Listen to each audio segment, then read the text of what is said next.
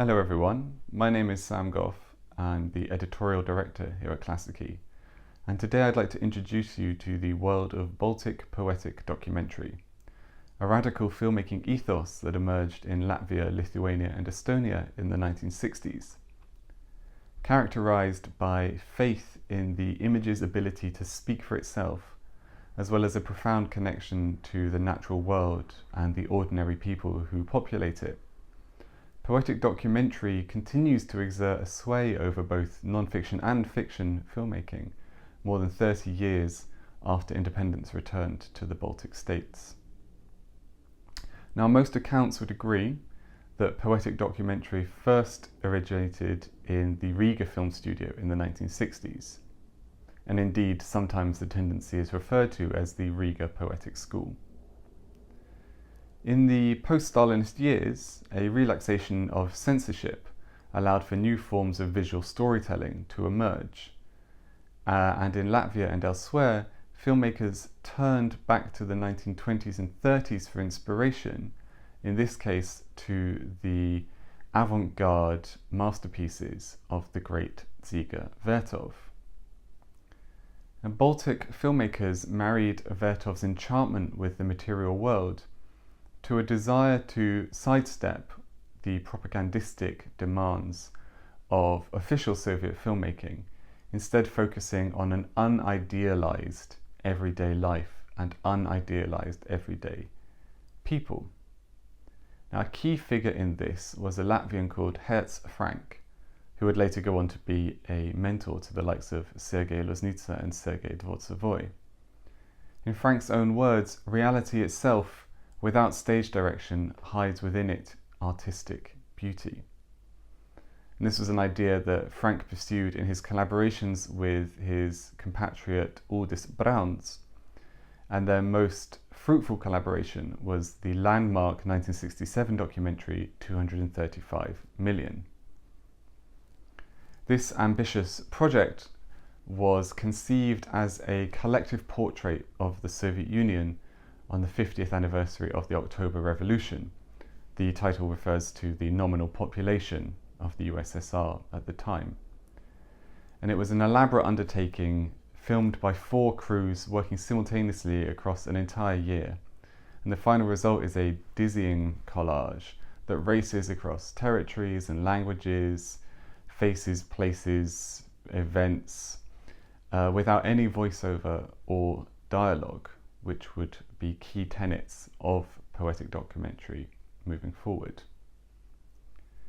At the same time that Frank and Brauns were experimenting in Latvia, another pioneer of poetic documentary was beginning his career across the border in Lithuania, and that was Robertas Verba.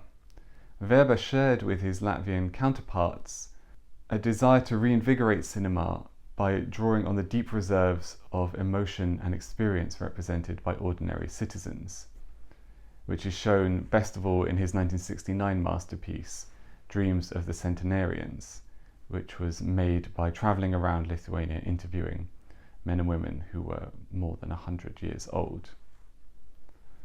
The other Lithuanian giant of poetic documentary was Enrikas Šablevičius, and among his many non-fiction shorts, his beautiful non-fiction shorts, is the 1968 TV production Reflections, an allegorical and philosophical work which was shelved by the censors for 20 years, which is a neat encapsulation of the often antagonistic relationship between the authorities and a filmmaking tendency that had emerged and defined itself, at least partly, in opposition to them.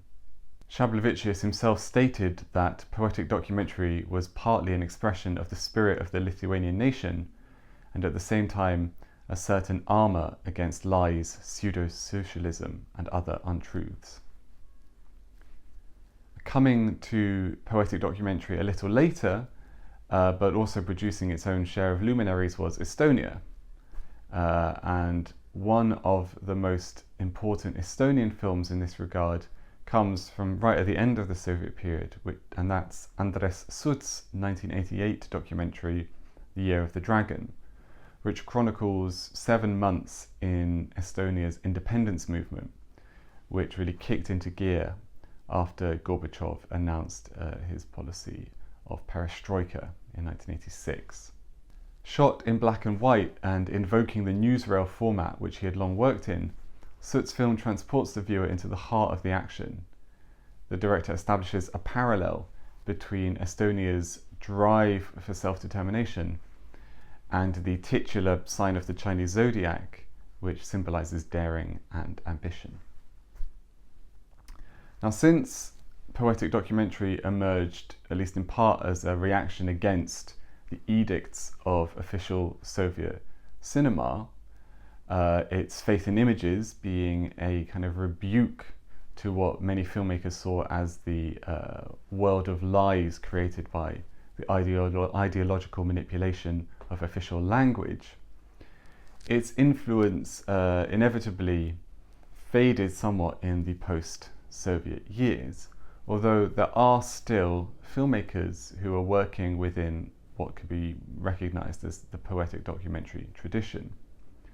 One of the most prominent of these is another Lithuanian called Audrija Stonis, who in 2018, along with a Latvian director called Kristina Brīda, made a documentary about poetic documentary called Bridges of Time.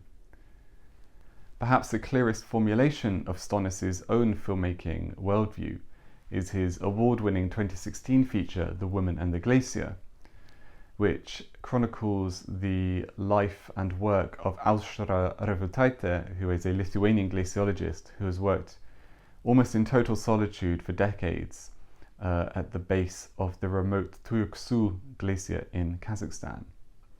It's a beautiful film that speaks to what is still a very potent relationship between the film camera, the natural world, and the extraordinary but all too ordinary people who live within it.